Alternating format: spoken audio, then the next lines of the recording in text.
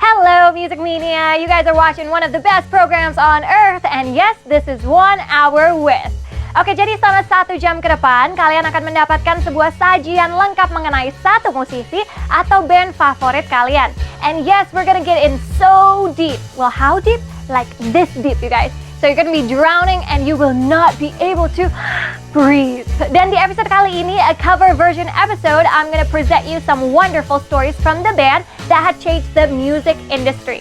The band that changed all American music catalog only in one night. Siapakah dia? No idea? Masa sih? Okay, well I'm gonna give you one clue, okay? Personil ikonik dari band ini ditembak mati oleh penggemarnya. Nah, you guys have a clue, right? I know you do. Yes, back on the show 1 Hour With the Beatles. Siapa sih yang gak kenal sama John Lennon, Paul McCartney, George Harrison, dan juga Ringo Starr? Mendengar nama mereka aja, kalian pasti akan langsung merujuk ke sebuah sound charming, shaker rock and roll, dan harmoni pop yang sangat melodious. Yes, grup yang dibentuk di Liverpool pada tahun 1960 ini memang adalah sebuah band berkelas dunia ya. Gimana nggak coba? The Beatles secara luas telah disetujui sebagai the greatest and most influential act of the rock era. Hampir nggak ada band yang muncul setelah The Beatles tidak terinspirasi oleh mereka. Karena itulah dalam industri pop yang tidak terlalu resmi, ada istilah pre-Beatles and post-Beatles. Istilah itu mencoba untuk menggambarkan bagaimana The Beatles telah merubah dunia music mania. See how influential really this band was? Pre and post history according to their music, that's huge, you know? If any of you deny your love to the Beatles, then I doubt you as a music lover, guys. I mean, pernahkah kalian mendengar bahwa The Beatles telah mengambil hampir seluruh notasi pop yang ada di seluruh dunia? Well, I have no doubt about it, ya. The Beatles, I believe, is in the sphere of every existing band today. Agree? Yes, right? Sejak John, Paul, George, and Starr bertemu, sesungguhnya mereka telah menjadi fenomena. Bayangkan bagaimana bila saat itu John tidak setuju dengan keputusan Paul untuk mengajak George bergabung. Bayangkan bagaimana bila saat itu tidak ada keputusan untuk mengganti drummer lama mereka dengan Starr. We will never know sih ya, tapi seenggaknya sejarah pasti akan berubah bila 4 orang tersebut tidak memutuskan untuk bersama, iya nggak? Early, The Beatles membangun reputasi mereka dengan bermain di banyak club gigs di Liverpool dan Hamburg selama lebih dari 3 tahun. Manajer mereka, Brian Epstein, lah yang membentuk mereka menjadi sebuah paket aksi profesional yang memukau. Bahkan banyak yang bilang bahwa Brian Epstein adalah the fifth Beatle. Jadi jika The Beatles beranggotakan 5 orang, Brian lah orang kelima tersebut. Jangan lupakan juga jasa produser George Martin yang berhasil mengeluarkan semua potensi musical The Beatles ke dalam sebuah bentuk rekaman yang super special. Dengan single hit pertama mereka, Love Me Do di tahun 1962, popularitas The Beatles seperti tidak bisa diganggu-gugat lagi. Seiring dengan popularitas mereka yang semakin memuncak, muncullah istilah The Fab Four alias The Fabulous Four untuk menyebut The Beatles. Mereka seperti memiliki tangan emas di mana semua lagu yang mereka buat akan menjadi hit dengan seketika. Setelah The Fab Four muncul juga istilah Beatlemania.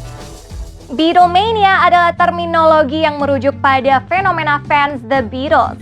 Pada tahun 60-an, di kesuksesan awal The Beatles, musik dan penampilan mereka telah membuat setiap orang tergila-gila. Beatlemania sebenarnya merujuk kepada reaksi fans di saat The Beatles melakukan pertunjukan. Menurut cerita, kalian tidak pernah bisa mendengar sound jernih dari The Beatles saat mereka di atas panggung. Ini terjadi karena fans dan penonton tidak henti-hentinya berteriak histeris saat Beatles bermain.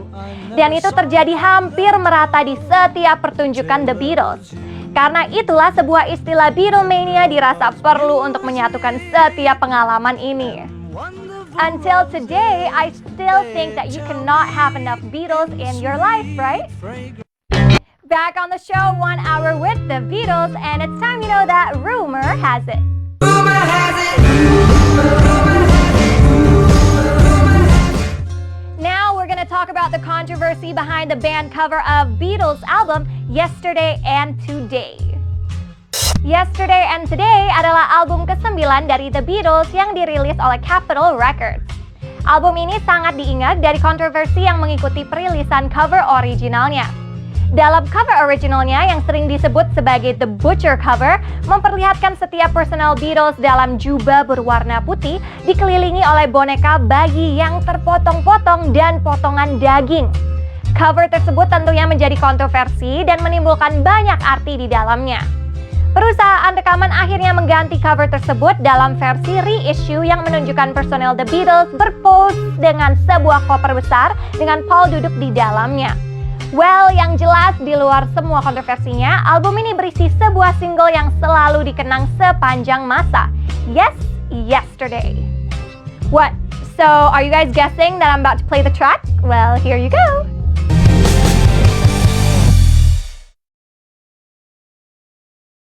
Still on the show, 1 hour with the Beatles.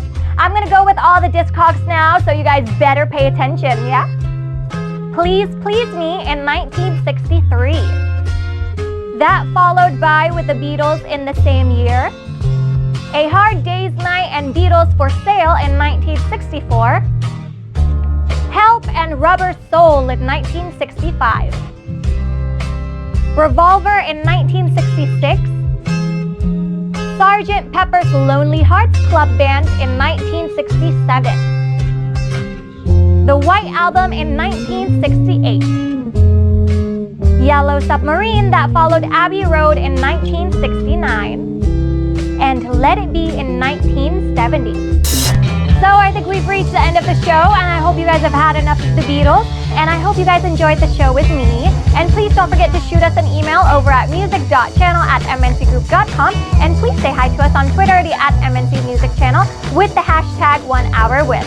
Okay, so I gotta go for now, guys. I hope you guys have had a great time. I'll talk to you later. Bye!